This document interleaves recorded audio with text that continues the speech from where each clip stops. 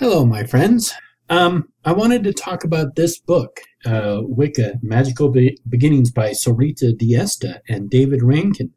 And I hope I'm pronouncing those names correctly. If I'm not, I apologize. But anyhow, this book was recommended to me by two people who are in a Facebook group that I'm a part of. So I was looking for some information about the four elemental tools beyond just the tarot, and unfortunately, this book doesn't talk about it.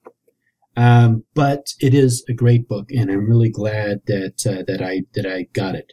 It is written by a lady who has some experience, or possibly both of them have some experience. It's not very clear, with the Alexandrian tradition, which is part of the traditional witchcraft Wicca. Well, I should define that because those are two different things nowadays. It's a more traditional lineage-based Wicca tradition. That probably gives a better description of that. There's a couple of questions I have in here. I don't necessarily disagree with their conclusions. I absolutely do agree with their conclusions. The thing that I have is I don't quite understand how they came to some of the conclusions, and I wish they would have elaborated a little bit more on it, just so I can understand how they came to some of the conclusions. One of the things they talk about is Gardner being proud of being part of the OTO. Being proud that he had a charter for the OTO. And from my understanding of how Gardner received this charter is that at the end of World War II, Gardner moved to London, and a gentleman named Arnold Crowther introduced him to Aleister Crowley on May 1st, 1947. They met again, according to Aleister Crowley's diaries, met again May 7th, May 14th, and May 27th of 1947. And as you may or may not know, Aleister Crowley died on December 1st of 1947. So this was the last year of his life. And, his health was deteriorating. And the charter that Gardner received from him was not in Aleister Crowley's writing. It was written in someone else's writings. A lot of scholars believe it was in Gerald Gardner's writing because he had a very distinctive calligraphic style. And Aleister Crowley did sign it. It basically was the equivalent of the fourth degree of the OTO, and there are some scholars, I think Philip Heselton believes, that the reason why he received that particular degree was because it was equivalent to the fourth degree Freemason degree, and so Crowley probably just said, okay, well, you're a fourth degree Freemason, so you can be a fourth degree OTO. And Gerald Gardner really didn't do anything with it. In the time that he met with Aleister Crowley back in 1947, he very easily, if he wanted to, he very easily could have not gone to the direction of pursuing the witch cult that he was interested in, and instead gone the OTO direction. I don't believe he really wanted to pursue that. I think that Gerald Gardner and Aleister Crowley, whatever happened between these two men at that time, I think that he received the charter maybe as a memento. Maybe he bought it from Aleister Crowley because Aleister Crowley needed some money. I don't know exactly why he received that charter. I could only guess. So, but anyhow, that was one thing I didn't exactly understand how they came to the conclusion that he was proud of it. It really doesn't go into too much about it, but it leaves the reader believing that what a lot of people believe is that Wicca is just like a carbon copy of the OTO, and it's not. The OTO and Wicca are two completely different systems. I have respect for Wicca and I have respect for OTO, but they're two different traditions. Let me see. And then the other thing is the development of the reed. Again, they say that the reed came from Aleister Crowley's "Do what thou wilt shall be the whole of the law. Love is the law, love under will." And that is actually two parts of the thelemic reading. And that is not where my understanding is of where the Wiccan read came from.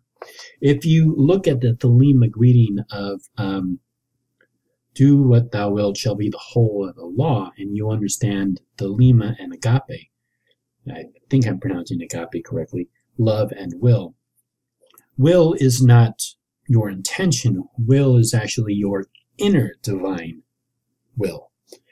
And believing that you should pursue what you are destined to do, what your divine love and your divine will is. That's what you should pursue.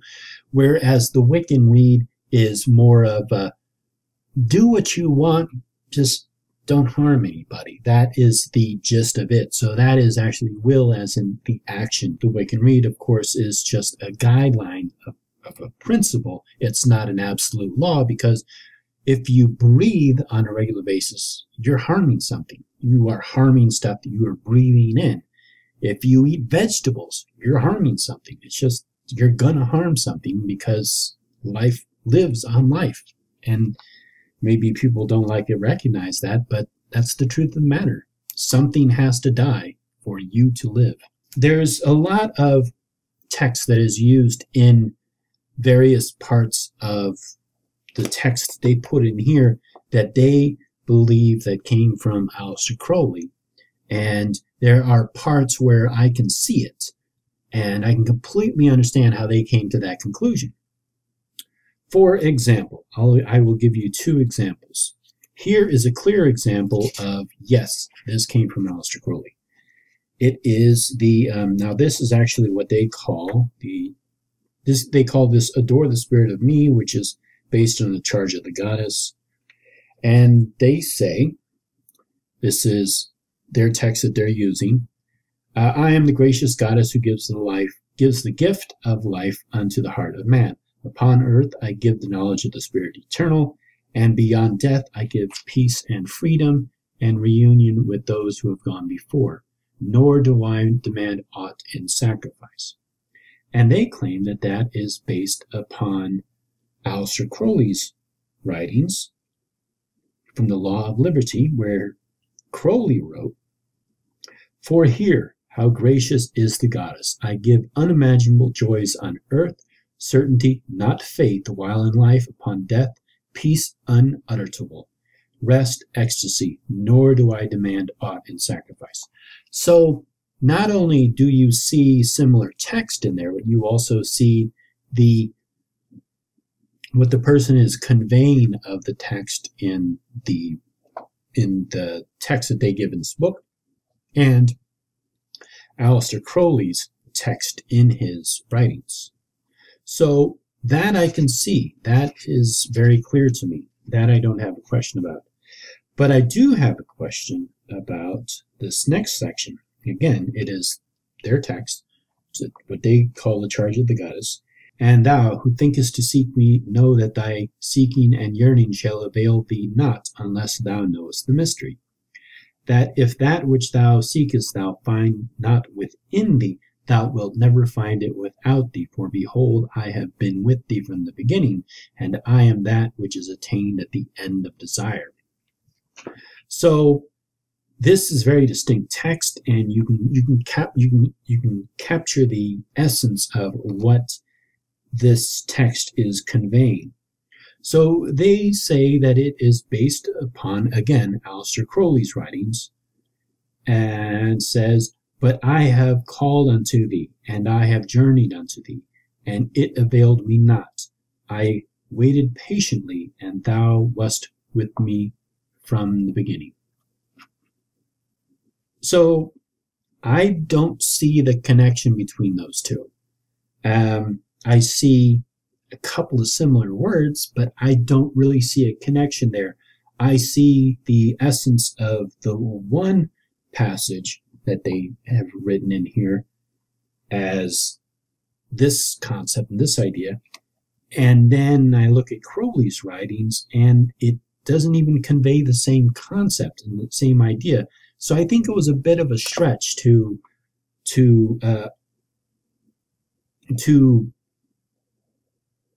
make the connection between these two texts. But other than that, I think it was a great book. I'm not poo-pooing this book at all. I'm not putting it down. I think that this is a great book, and I'm happy that I got it. I just don't quite understand how they came to some of the conclusions that they came to. But again, I mean, if you have an open mind and you read any book, you're going to get something out of it. Now, as for a lot of the analysis of the text that people do, the analysis of Wicca that a lot of people do, and there's this concept that, I'm paraphrasing it, but there's this concept that Wicca was just created in the early 1950s by Gerald Gardner, and he just stole all the stuff and just slapped it together and put it out there. That's a very generalized assumption of what happened. I don't see it that way. I see that Gerald Gardner at the time, he lived at a time with a lot of occultists. He knew people like Aleister Crowley. He knew Ross Nichols. He knew a lot of people who were in the Western occult tradition.